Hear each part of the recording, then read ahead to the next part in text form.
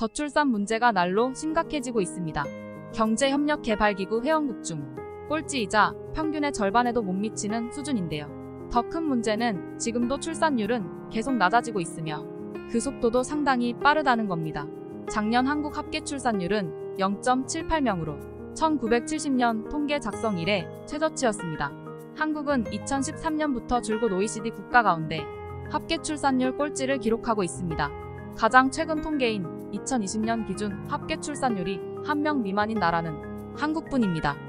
지난해 출생아 수는 24만 9천 명으로 전년보다 4.4% 감소했으며 인구 1000명당 출생아 수를 가리키는 조출생률도 지난해 4.9명으로 전년보다 0.2명 감소했습니다.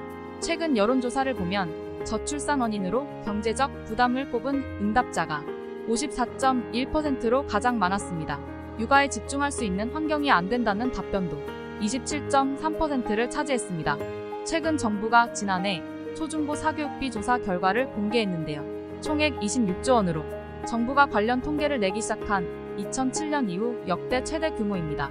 1인당 월 평균 사교육비는 41만 원으로 전년 36만 7천 원 대비 11.8% 올랐으며 역시 역대 최고치를 기록했습니다.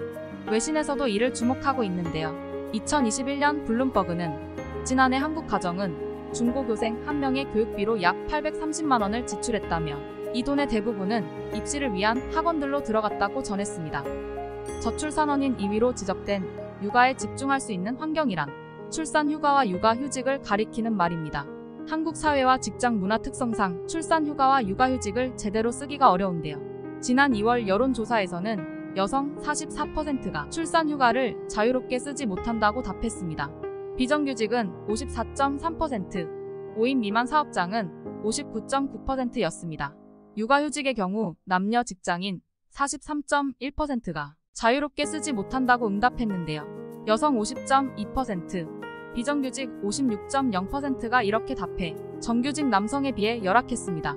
통계청이 발표한 2022 한국의 사회지표에 따르면 지난해 만 13세 이상 인구 가운데 결혼을 해야 한다고 답한 비율은 50.0%였습니다. 자녀가 필요하다고 생각한 사람은 65.3%였습니다. 혼인 건수 역시 지난해 역대 최저치를 기록했습니다. 전년 19만 2,500건 대비 0.4%포인트 줄어든 19만 1,700건이었는데요. 1970년 이후 가장 낮은 수준입니다. 정부가 지난 16년간 저출산 대응 예산으로 투입한 금액이 280조 원입니다. 그러나 효과는 미미합니다. 전문가들은 외국에 비해 투입 예산이 적다고 지적하는데요. 실제로 한국의 2019년 기준 GDP 대비 공공사회복지 지출 비중은 12.2%인데 출산율 반등에 성공했다고 알려진 프랑스와 독일의 절반 이하입니다. 여성이 적극적으로 경제활동에 뛰어들 수 있는 여건이 마련된 선진국에서 저출산 현상이 나오는 것은 당연합니다. 하지만 이들 선진국 중에서도 출산율 반등에 성공한 사례가 있는데요. 바로 프랑스, 독일, 스웨덴입니다. 이들 국가는 크게 1가정 양립 지원, 출산 친화적 사회구조, 금전 보상 등 세 가지에 집중했습니다.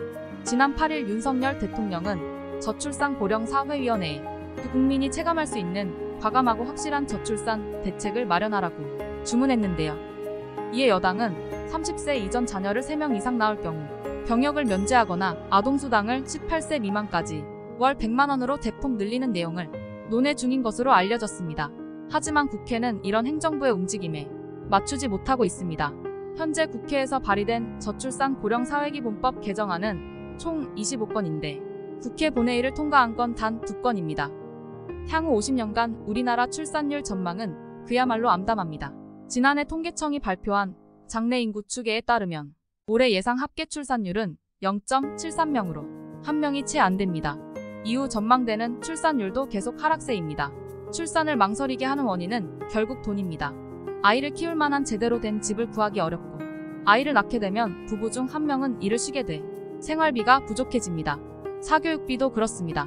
정부는 출산율 반등에 성공한 해외 사례를 참고하면서 부부들이 체감할 만한 과감한 대책을 내놓아야 할 것입니다. 토마토픽이었습니다.